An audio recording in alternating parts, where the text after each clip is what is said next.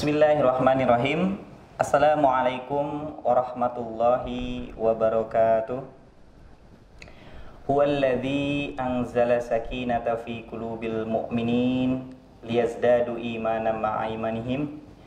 Asyhadu an la ilaha illallah wahdahu la syarikalah wa asyhadu anna Muhammadan abduhu wa rasuluhu la nabiyya ba'dah. Saudara-saudaraku yang dirahmati Allah Subhanahu wa taala, salah satu bukti kesyukuran kita kepada Allah Subhanahu wa taala adalah bagaimana kita memaksimalkan dan mengelola waktu sebaik mungkin. Karena Allah Subhanahu wa taala tidak menyuruh kita untuk menghitung nikmat yang diberikan oleh Allah Subhanahu wa taala. Sungguh tak akan terhitung. Walaupun tinta diambil dari lautan yang ada di dunia ini dan ranting-ranting pohon dijadikan sebagai penanya, sungguh tak akan terhitung. Allah Subhanahu wa taala menyuruh kita untuk terus mensyukuri apa yang menjadi nikmat-nikmat yang telah dikaruniakan kepada kita semuanya. La in syakartum la azidannakum wa la in kafartum inna adzabi lasyadid. Masya Allah, sungguh indah bahasa Al-Quran mengisyaratkan kepada kita semuanya untuk terus bersyukur kepada Allah Subhanahu wa taala, untuk terus bersyukur, beriman kepada Allah Subhanahu wa taala, sehingga nikmat demi nikmat terus diberikan kepada kita. Saudara-saudaraku yang dirahmati Allah Subhanahu wa taala, berbicara tentang waktu atau philosophy of time, kita sudah banyak mengenal, kita sudah banyak menerima informasi. Ada salah satu falsafah yang sudah diterapkan di barat, yang sudah menjadi informasi untuk kita semua, yaitu time is money. Waktu adalah uang. Padahal Islam telah mengajarkan kepada kita semua, berbicara tentang waktu tidak hanya berbicara tentang dimensi ekonomi, tidak hanya berbicara satu dimensi saja. Waktu bisa berbicara tentang keluarga, waktu bisa berbicara tentang sosial, waktu berbicara tentang ibadah, maupun berbicara yang lainnya. Sehingga kalau kita boleh gantikan falsafah yang tadi disampaikan ini, sungguh ada satu falsafah yang menarik yang telah diajarkan kepada kita semua, yaitu time is life, al-waktu al-hayah. Karena Islam mengajarkan kepada kita semua bagaimana Islam mengatur waktu, bagaimana Islam ini memberikan satu pembahasan yang bulat tentang penggunaan waktu. Masya Allah, Allah Subhanahu wa taala bersumpah di beberapa ayat Al-Quran, wal as, demi masa, wadduha, wal lail. Sungguh ini merupakan isyarat dari Allah Subhanahu wa taala akan berharganya waktu untuk kita semua. If you maximize your time, meaning you maximize your life. Begitupun sebaliknya. If you waste your time, meaning you waste your life. Jika kita semua memaksimalkan waktu, sesungguhnya kita ini sedang memaksimalkan kehidupan kita. Karena waktu al-hayah, karena waktu adalah kehidupan. Begitupun ketika kita menyia-nyiakan waktu, sesungguhnya kita sedang menyia-nyiakan kehidupan kita. Masya Allah. Karena berbicara tentang waktu, saudara-saudara sekalian yang dirahmati Allah Subhanahu wa taala, waktu ini adalah serpihan detik yang berganti menjadi menit, serpihan menit yang berganti menjadi jam, dan serpihan jam yang berganti menjadi hari, serta serpihan-serpihan hari yang berubah menjadi bulan. Masya Allah. Pada saat ini Allah Subhanahu wa taala memberikan kesempatan kepada kita semua memasuki bulan yang sangat indah, bulan yang sangat dirindukan oleh kita semua, yaitu bulan Ramadan. Bagaimana bulan Ramadan ini mengajarkan kepada kita tentang bagaimana mengelola waktu dengan sempurna. Kapan kita berbuka, kapan kita mulai puasa, dan kapan kita berhenti berpuasa. Ini sungguh pembelajaran yang sangat luar biasa. Masya Allah. Sabda Rasulullah SAW, sesungguhnya tidak akan bergerak dua kaki Adam sehingga ditanya 5 perkara. Yang pertama adalah umurnya dipakai untuk apa. Yang kedua adalah masa mudanya engkau usangkan untuk apa. Yang ketiga dan yang keempat adalah bagaimana kita mendapatkan harta dan bagaimana kita mengeluarkan atau mendistribusikan harta. Dengan cara halalkah atau dengan cara yang tidak diridhoi Allah Subhanahu wa taala. Dan yang terakhir adalah bagaimana setiap kita yang sudah mendapatkan ilmu ini bisa diamalkan dengan sempurna. Karena pada hakikatnya ilmu yang bermanfaat adalah ilmu yang diamalkan. Dia akan berdampak kepada yang mengamalkan dan insya Allah dia juga akan berdampak kepada siapa saja yang mendapatkan ilmu tersebut.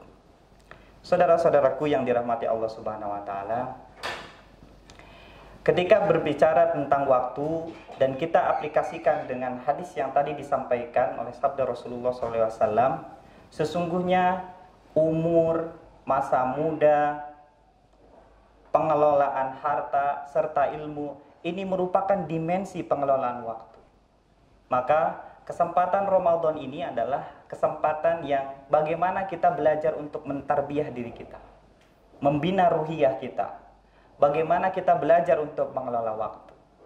Setidaknya ada 5 hal yang akan kita coba praktekkan bersama-sama sehingga kita bisa menjawab kenapa di Ramadan yang terus berganti dari bulan ke bulan, dari Ramadan ke Ramadan, tidak ada dampak sekali, tidak ada hasil. Padahal Ramadan kita sama, tapi pencapaian setiap hamba Allah berbeda-beda.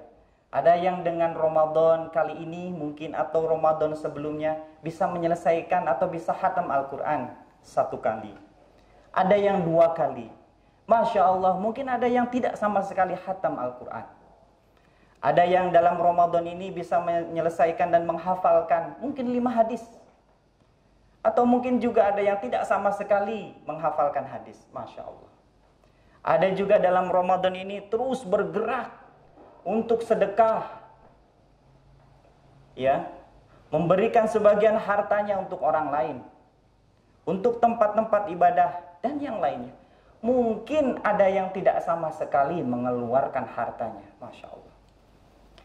Nah, ini semua kegiatan-kegiatan yang mulia yang bisa dijawab dengan satu hal, yaitu bagaimana Ramadan mengajarkan kepada kita tentang bagaimana mengelola waktu.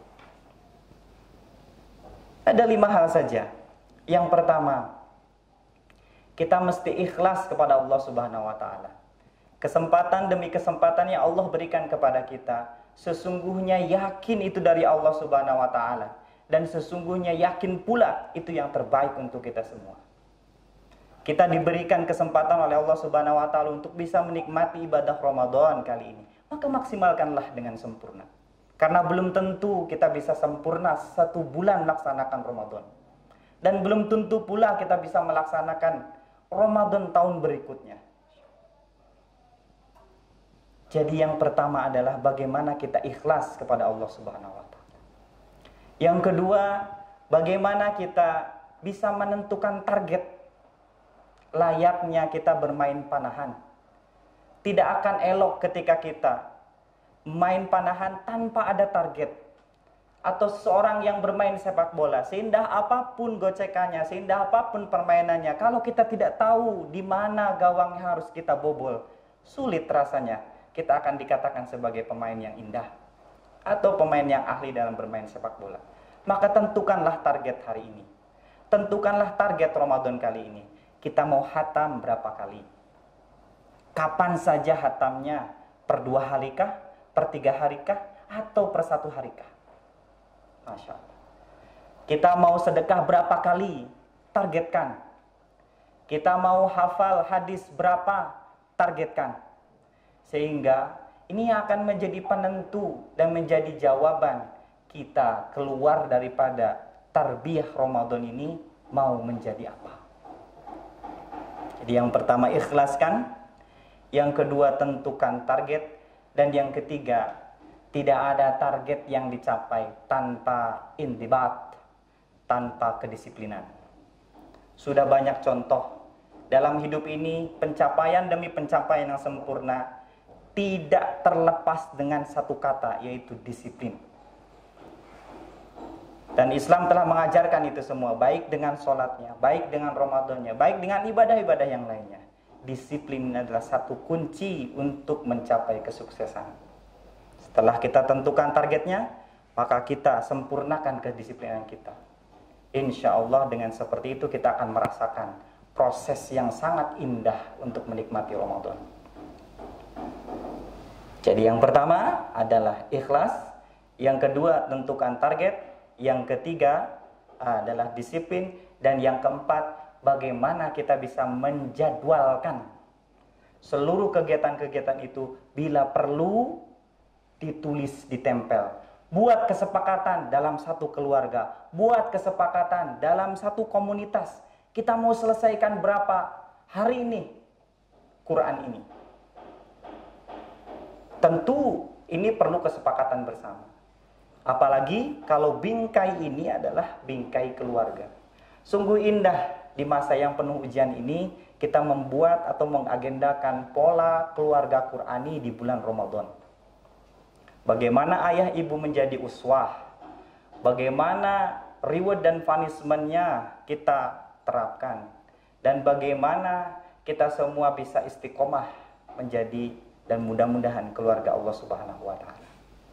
Dan yang terakhir, yang kelima adalah bagaimana kita senantiasa berdoa kepada Allah Subhanahu wa taala, karena sesungguhnya apa yang kita lakukan, kesempatan demi kesempatan yang telah diberikan oleh Allah Subhanahu wa taala kepada kita semua, sesungguhnya adalah kesempatan yang sangat luar biasa dan sangat perlu melibatkan Allah Subhanahu wa taala.